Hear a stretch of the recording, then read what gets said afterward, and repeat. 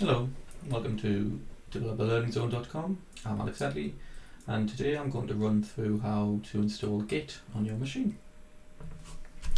Firstly, you'll want to go to git-scm.com, and Git, as it says here, is a free and open source distributed version control system designed to handle everything from small to very large projects with speed and efficiency.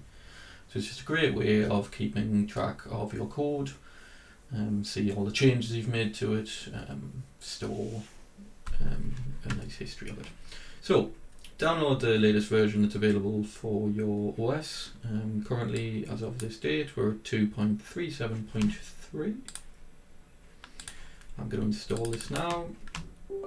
Just installed it, so we'll see what happens if I try and override it. So we've got a few different options here. You can tick the only show new options if you've already had a previous version installed, and it just speeds it up a little, but for this I'll go through most of them for you. So there's a few options that might not be ticked by default. You might want to add these yourself.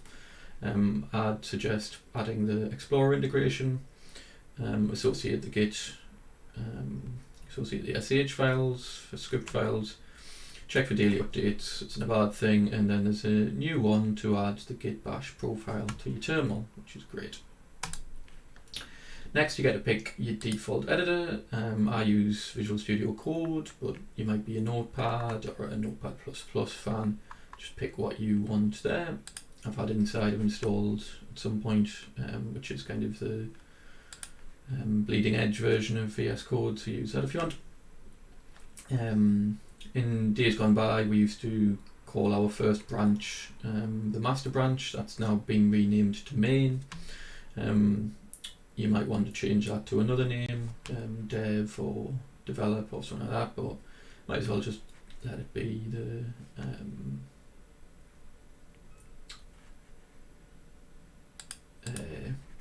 actually set it to main.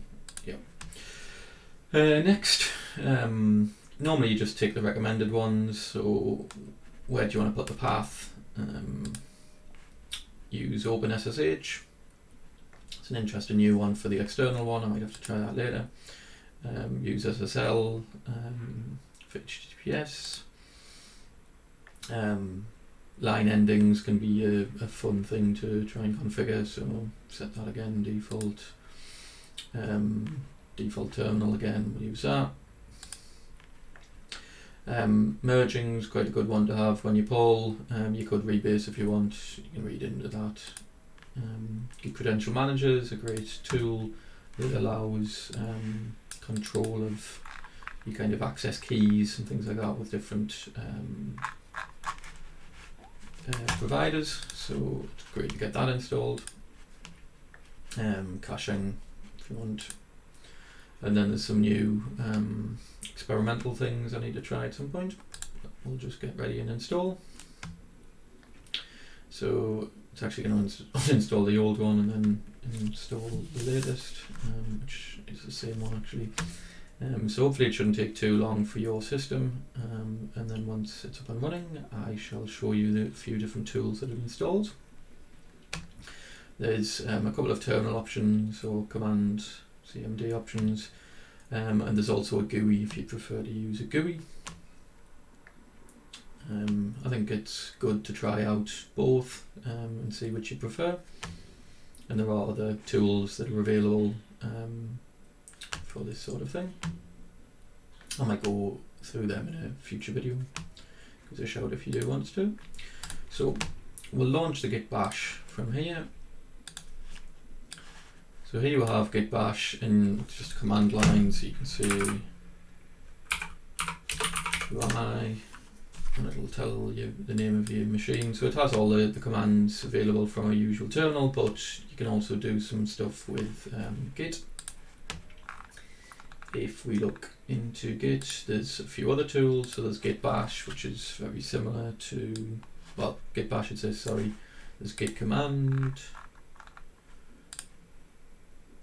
which is very similar to the Bash one. And then you've got Git GUI, which might be a preferred one if you're new to Git. So from the Git GUI, you can create a new repository locally on your machine. You can clone an existing repository from GitHub or GitLab or ADO, and you can open an existing repository. So if you've got a repository on your machine already, you can open it. You can clone it from the internet and put it into your own hard drive, or you can just create a brand new one anywhere on your hard drive as well. But that's it for today, for this video at least. Next I'll show you how to actually pull down a Git repository from GitHub. Thanks.